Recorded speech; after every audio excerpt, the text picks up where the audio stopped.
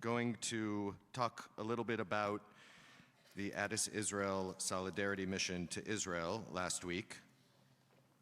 Last week? Something like that. And this is all mine. There were 17 of us, and so I feel a little bit uncomfortable sharing on behalf of everybody because we all experienced Israel differently. So this is me, but 2 weeks from now on Shabbat afternoon during Pesach, at least Beth Heifetz and I will be there around lunch or after to share more details for anybody who would like to hear from multiple people. I imagine there will be a few others as well.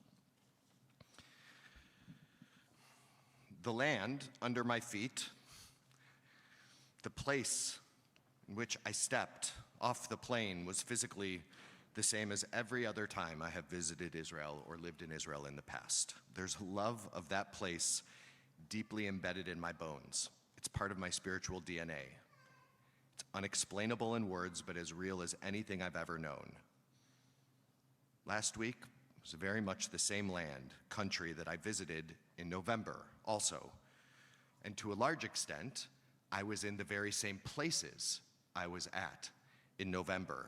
But a few months later, this was a totally different country.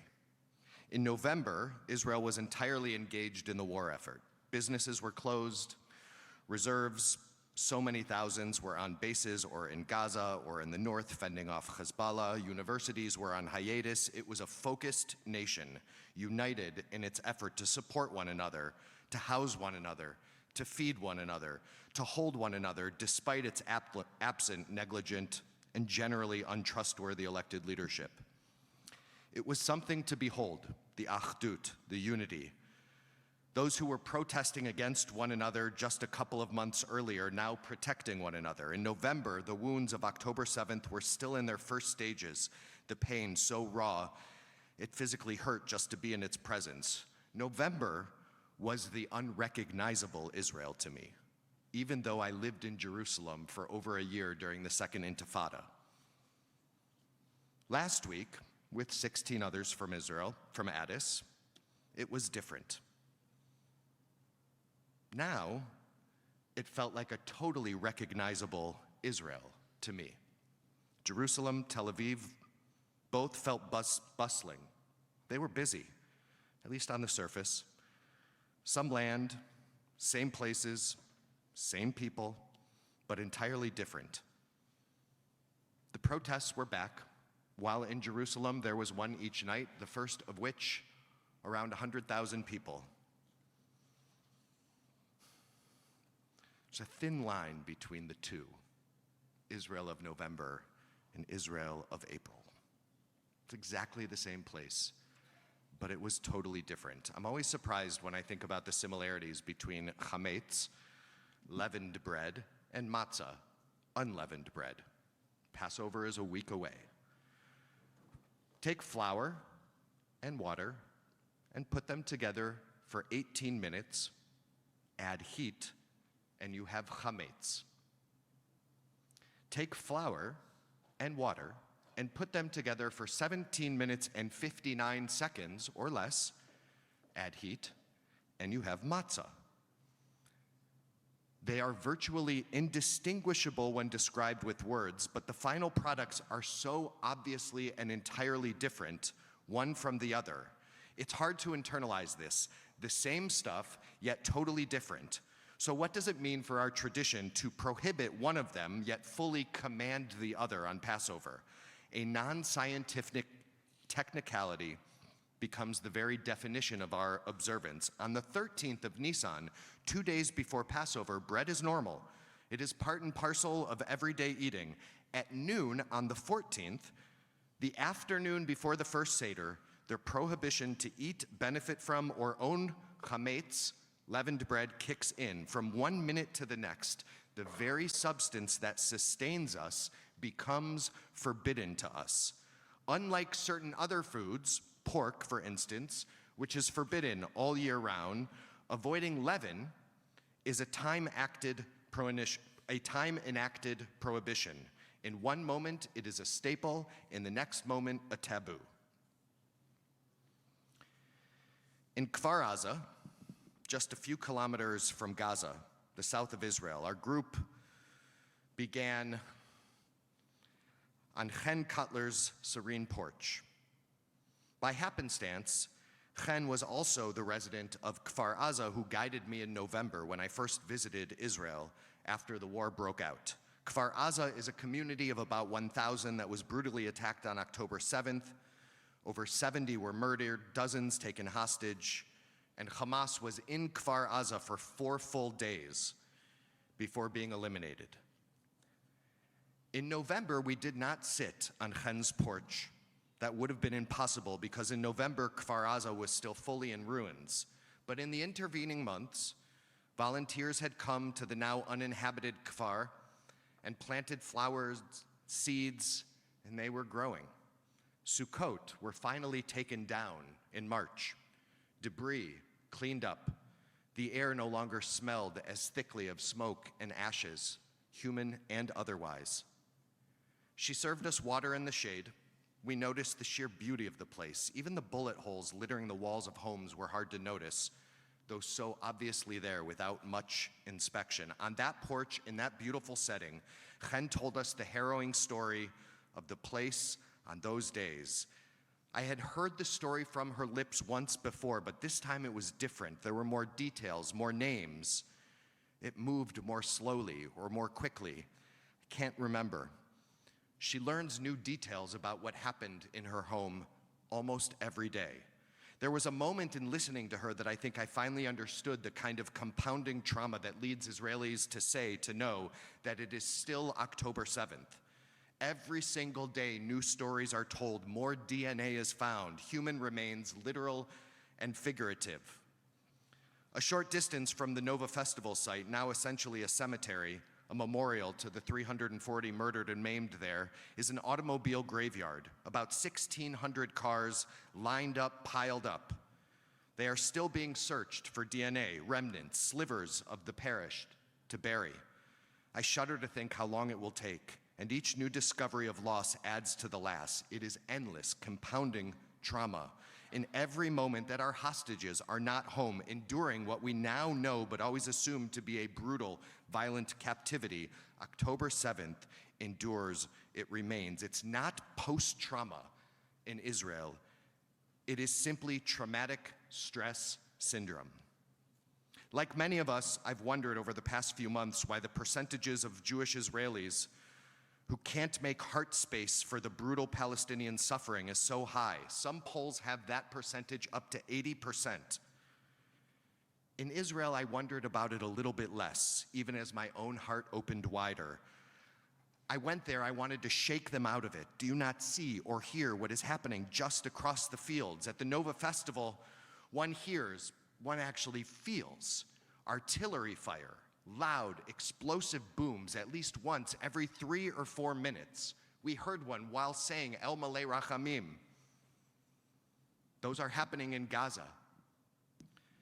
But as I heard each new story about October 7th and its enduring effect, as I heard stories from the same people who told me stories in November, but with ever-emerging details, I remembered how hard it is in the midst of deep personal loss and anguish and fear to see outside of it, to widen the gaze.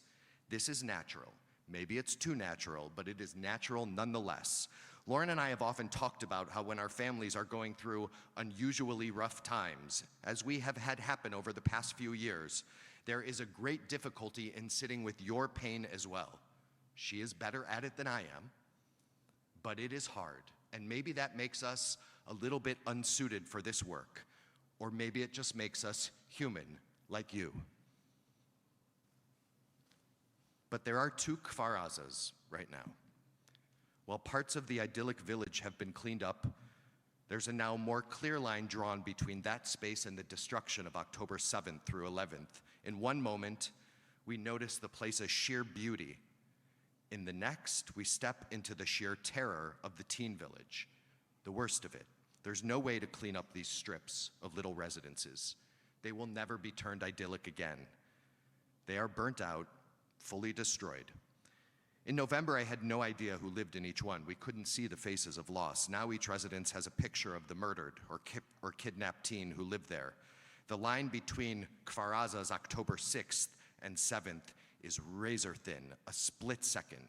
17 minutes 59, 18 minutes. Two places that are the same but entirely different. As we finished our walk with Chen, she stood us at the closest place to the Gaza border in the Kfar. It's close, really close. We stood between the ruins of Kfar Aza and the smoke over Gaza City.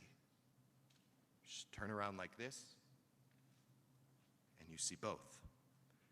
And it was there, in that spot, after having told us what her sister endured, that she begged us not to allow peace to be removed from our hearts.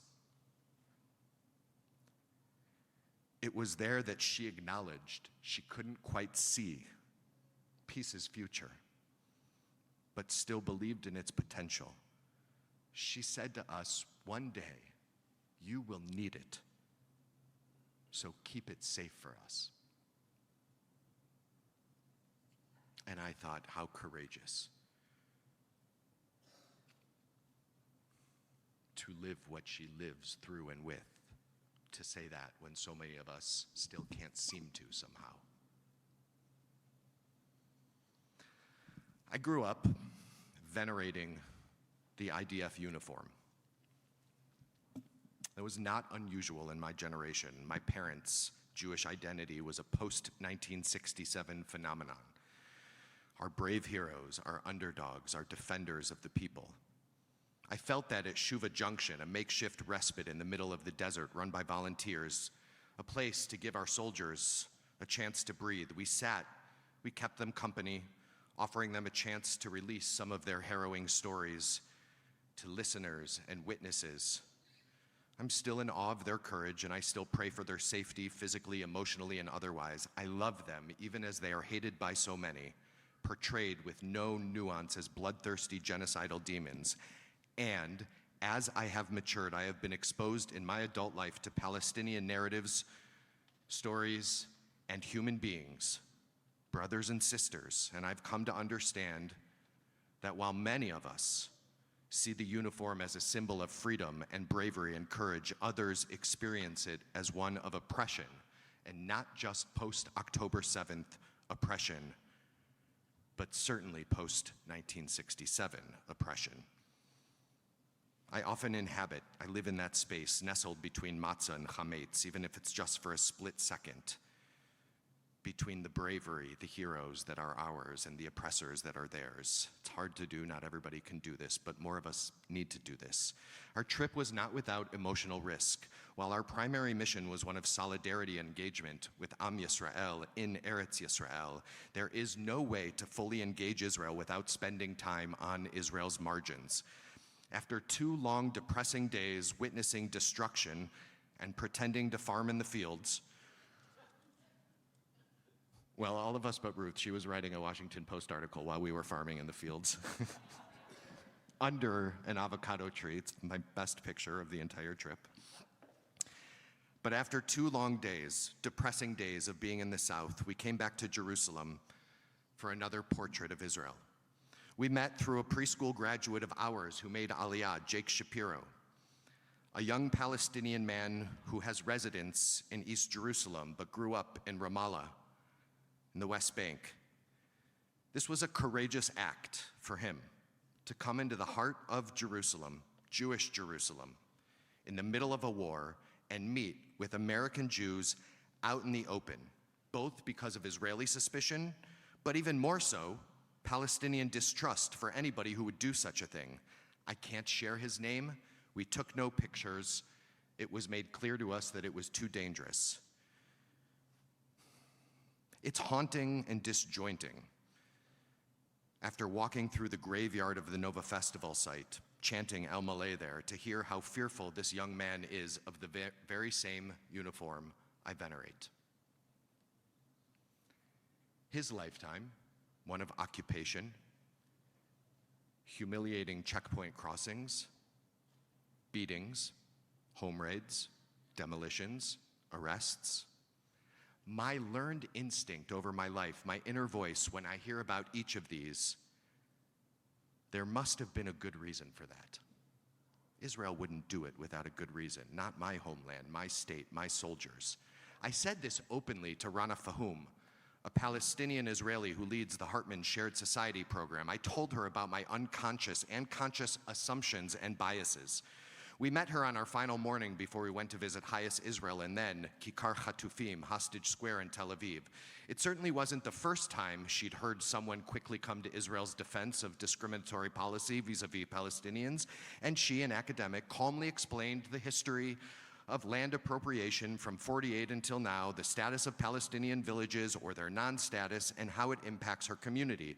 You could feel her pain as she described, methodically but not dispassionately, the feeling of having land taken or unrecognized by the state, homes demolished, villages erased, while simultaneously seeing settlers take more and more and more. But like the gentleman we met the night before, against all odds, she dedicates her life to creating a new shared future for Israelis and Palestinians. She is a non-Zionist among Zionists, hoping for another way to live peacefully and equally in a Jewish state. Courageous, like our soldiers. Brave, like our soldiers. Some hope. A refrain throughout our trip: hope is complicated. There is no fairy tale here.